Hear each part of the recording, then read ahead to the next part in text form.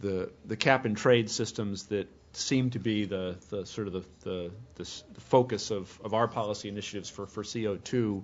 fit extremely well with a competitive system, and they'll work best in a competitive wholesale market system. And just to tie it a little bit to the presentation here, 83% of the electric sector CO2 emissions come from coal plants. Okay, so what happens if you have a price on CO2? And in a cap and trade system, if you emit a ton of CO2, you need to go buy an allowance, and that's how the generator sees that price signal. So in the competitive markets, if you own a coal plant, you're sitting there looking at what it costs you to buy an allowance, how much of that you recover in the market from selling your product from the market price, and you look at every option you can find for a technology or an offset or whatever it is. You have a very strong incentive to go find ways to mitigate your CO2 costs, and every other owner of a coal plant has got the same thing, and gas plants as well. If you're a would-be new entrant, who thinks they've got a clean technology, you saw that wholesale price signal, then you saw it go up, because there's some carbon now that's in there, and you're making your assessment of how that's going to perform over time. And anybody who thinks that they can make a buck, by bringing forward some kind of new technology, either to control CO2,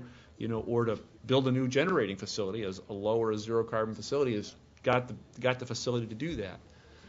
Vis-a-vis in a regulated state where you're going to have a proceeding about the compliance plan, and you're going to have an administrative proceeding about what technologies are available,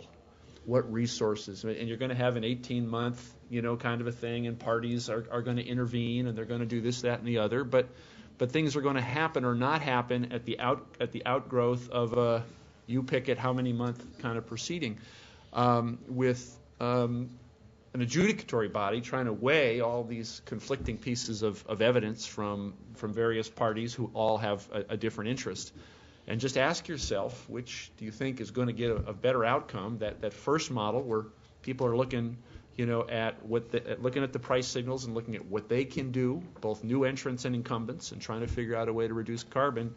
vis-a-vis a whole lot of focus on a proceeding. Probably every couple of years you have an updated compliance proceeding to talk about, what should be done and customers will ultimately be on the hook, for the cost of that. To my mind, that's not a particularly close call in terms of, how I would think which would produce a better outcome, and which is why I think that this cap and trade will work so much better, in the competitive markets.